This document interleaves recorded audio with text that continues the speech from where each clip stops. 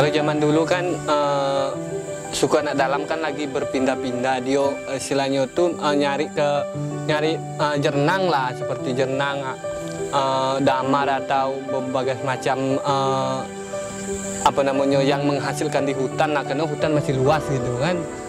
Kalau sekarang itu karena makin lama makin sempit, ya itulah dia pilih istilahnya tuh ngikuti berkebun seperti orang-orang luar kan itu.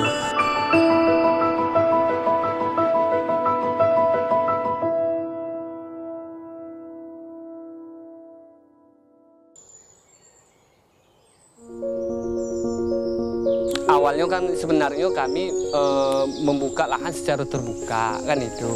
Jadi sekarang sudah istilahnya tuh sudah diatur sama pemerintah ataupun yo khusus anggota WCA lah kan itu. Sudah di ini lahan itu nggak boleh secara terbuka langsung gitu kan. Cuman dibersihkan, di bawah itu terus ditanam. Seperti tanaman kehidupan orang rimba, ya itulah seperti jenang kelukum ataupun berbagai macam seperti semangkuk, kayu damar gitu kan.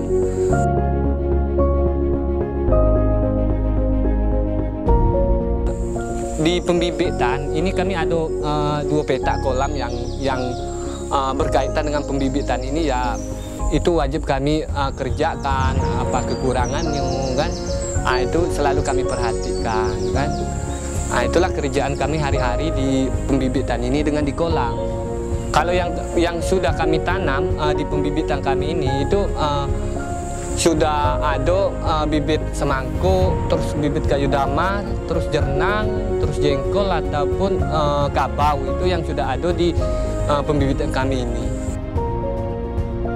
Kami akan membudidayakan tanaman jernang kelukup itu kan. Itu karena kami lihat tanaman jernang kelukup itu akan hasilnya lumayan banyak lah gitu dibandingkan dengan tanaman seperti karet kan itu. Makanya sekarang kami coba membudidayakan tanaman jernang kelukup. Kalau yang dari WCA sendiri itu sudah istilahnya itu sudah diperbolehkan untuk menanam di khususnya yang lahan-lahan orang rimba yang ada kan itu sudah didukung lah sama orang WCA bahwa boleh menanam di situ, bahkan ya seperti bibit dibantunya kan itu.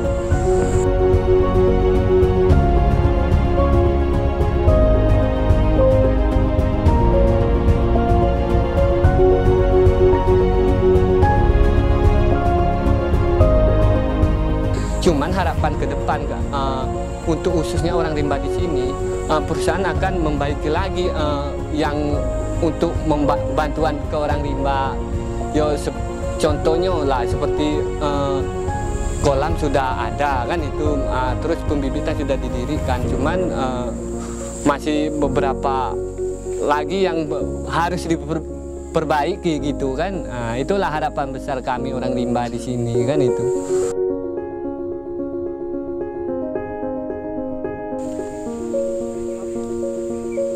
Kalau untuk gambaran orang rimba yang ada di selatan Bukit 30 ini, pada dasarnya mereka untuk saat sekarang ini sudah banyak mengalami perubahan.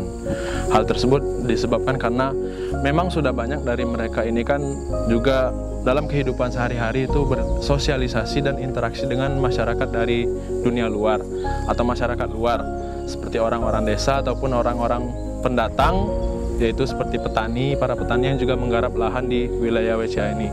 Mungkin untuk saat sekarang ini orang rimba sudah diakomodir oleh perusahaan dengan salah satu programnya itu program tanaman penghidupan agroforest, di mana itu orang rimba juga diberi bibit oleh perusahaan atau WCA seperti jernang, jengkol, kabau, petai. Nah, mungkin untuk ke depan agar hasilnya bisa maksimal, diharapkan adanya pendampingan secara keberlanjutan, mulai dari tidak hanya diberi bibit, tapi seperti misalnya ada pelatihan bagaimana agar orang rimba bisa membibitkan sendiri, kemudian mereka menanam, perawatannya bagaimana itu, dan kemudian sampai proses pemanenan hingga proses pasar Proses pasar dalam artian di mana hasil hutan atau hasil tanaman ini akan dijual itu pasarnya di mana gitu. Jadi tidak hanya memberi bantuan, tapi juga melakukan proses-proses itu tadi, mulai dari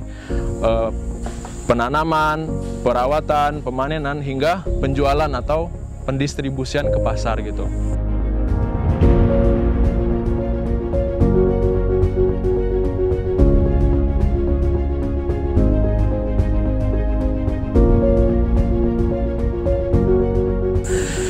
Proses-proses yang sudah dilakukan selama ini tidak akan berhenti sampai di sini, karena proses perjuangan dan pendampingan akan terus berjalan hingga orang rimba bisa bisa menjalani kehidupannya sebagaimana semestinya, yaitu sebagai warga negara mereka juga berhak atas hak-hak dasar serta berhak untuk memiliki atau mendapatkan lahan penghidupan, yaitu dengan program jangka panjang, yang mana diharapkan nanti dengan adanya lahan penghidupan ini maka orang rimba bisa memenuhi kebutuhan hidupnya secara berkelanjutan, mulai dari generasi orang tua, anak hingga cucunya nanti gitu.